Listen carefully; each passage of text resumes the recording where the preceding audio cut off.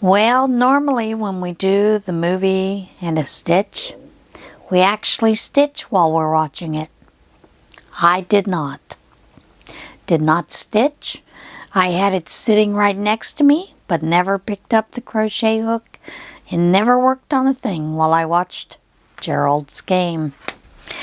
First of all, let's go over a little bit about Gerald's Game. That was my G movie. It is actually a novel that is written by Stephen King. And normally, the way that Netflix, I watched it on Netflix, it's available there, recounted it as being a thriller, scary, and thought-provoking, I believe, is what it said. Yeah, I'd say it was that. It was quite not what I expected, but let me tell you a little bit about the movie. Gerald's Game is a 2017 American psychological horror thriller film that was filmed and directed and edited by Mike Flanagan. And the screenplay was written by Flanagan and Jeff Howard. It's based on Stephen King's 1992 novel of the same title, long thought to be unfilmable. The film stars Carla Gugino and Bruce Greenwood as a married couple who arrive in an isolated house for a holiday. When the husband dies of a sudden heart attack, his wife, left handcuffed to the bed, without the key and with little hope of rescue, must find a way to survive, all while battling her inner demons. So they apparently arrive, it's Jesse and Gerald arrive in this lake house in Fairhope, Alabama, for some time away. And Gerald pops a couple of Viagra. Jesse finds a beautiful German Shepherd dog, stray dog outside, and feeds the dog. But when she comes in, she fails to shut the door. Jesse has obtained a new slip for this weekend jaunt, and she puts the tag up on top of the bed where there is a shelf, and then she's practicing lovely cute little sexy poses. Gerald, like I said, he popped a Viagra and then he popped a second one and leaves his glass of water on the same shelf, because anyone who has taken Viagra knows it makes you very thirsty. So, Jessie has agreed to play some role-playing games with her husband for this weekend to try to spice up their marriage. See, Gerald has this issue with penile erectile dysfunction. So that's why he's popping the Viagra. And so he decides to handcuff her to the bed. He does this. And then he begins to enact a little bit of a stranger rape fantasy. He wants her to scream for help, knowing that no one will hear her because they are the only ones there. And there are neighbors too many miles away to hear them. So Jessie is kind of half-heartedly playing along, and she gets very uncomfortable with the game. So she says stop and tells him to uncuff her. And he says, what if I won't? They have a little bit of an argument, and he accuses her of not even trying to rekindle their relationship. And then suddenly, he moves in again. And as he lifts up, he's messing with that left arm. And then he has a massive heart attack and falls over onto her. Jessie kicks him off the bed and starts yelling at him to wake up. Now, in the meantime, Jesse's trapped on that bed in those handcuffs. After a few hours, the stray dog comes in, and Jesse tries to scare it away. But it takes a bite out of Gerald's arm and begins to eat it. That's where the horror is. Then suddenly, Gerald stands up and starts talking. But Jesse notices his body is still on the floor. Then they start talking about the wasted hours of doing nothing Gerald is telling her about, and she begins to suffer from dehydration and fatigue.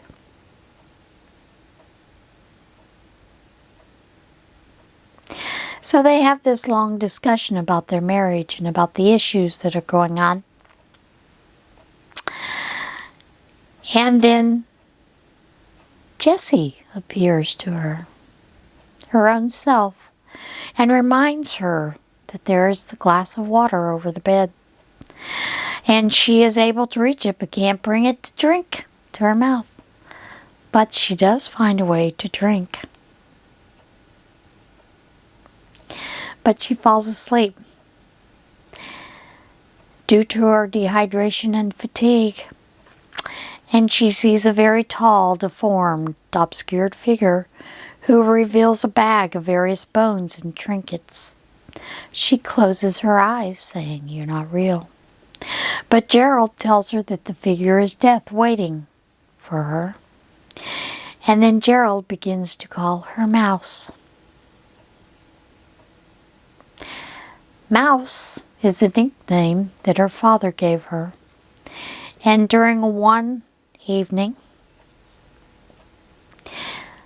when she was about 12, he masturbates while she's sitting on his lap as they're watching a solar eclipse. So Jessie and Gerald begin to taunt her about the dreams, about the not facing reality of the things that have happened to her, and about that disfigured man who's made of moonlight, is what Gerald says. And then Gerald points to a bloody footstep on the floor so that Jessie knows that it's real. So Jessie remembers some things about that night when her father sexually molested her in this way, and she recalls cutting her hand. She remembers this and remembers that that's what she needs to do, is to cut her hand so that it will make her hand slippery, enabling her to slip her hand out with a lot of effort of the handcuff. And then by pulling the bed, she's able to reach the key to the handcuffs. She does make it out alive. And then it pans to this part where she's talking about the death and how it happened and everything that happened. And she started a group, a organization, charitable organization for children who have experienced some of the same things she has, and she writes about it, she talks about it, and in the meantime, she has gained all this money, and she discovers a news article about a grotesque, disfigured man who was killing people. And then he moved to corpses where he was stealing bones and body parts from corpses. And she goes to his trial. And she resolves her issues at the trial. That's it.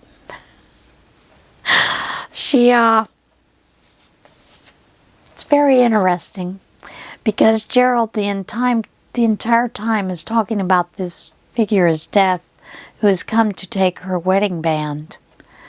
And actually, it was the man who was in there and chose not to harm her, not to kill her, not to eat her, not to rape her, but left her alive, but took her wedding ring. And that's never found in the house. So there's a lot of psychological play in this movie. It was excellent. It was a great movie to watch. There were some uncomfortable scenes. Now, I have a problem with filmmakers who think filming something in the dark where you can hardly see what's going on is artistic. It's not. It's just dark. And you miss a lot of the movie and a lot of what's going on in the movie because you can't see what's happening. That was the only bad thing about the movie. Other than that, it was not really scary. It was a little bit of a psychological thriller.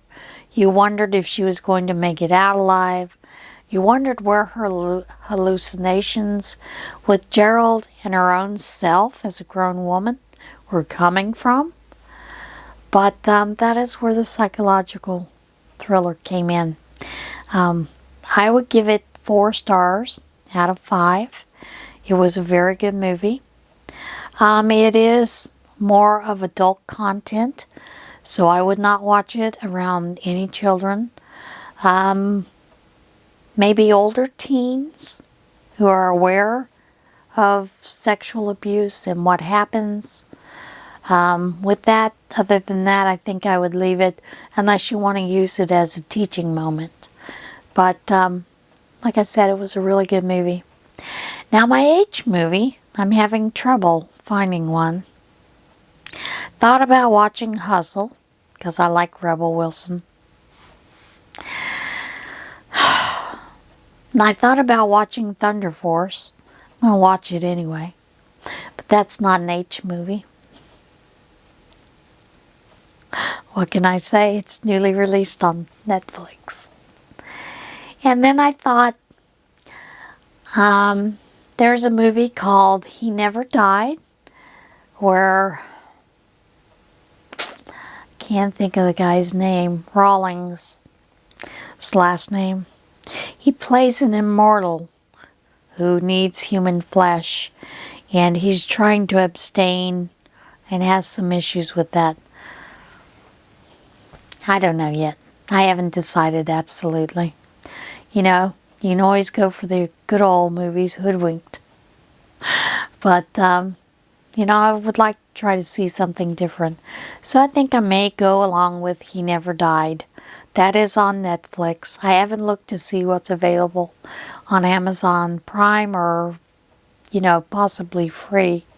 So it may or may not be my H movie. But hopefully there'll be some stitching with it. Alright guys, that's it. I hope you enjoyed this little review of Gerald's Game. Like I said, it was a good movie. I did enjoy it, but I wouldn't call it scary by any means. I'll see you again for the next one. Alright everybody, have a great week. Remember to be kind to one another.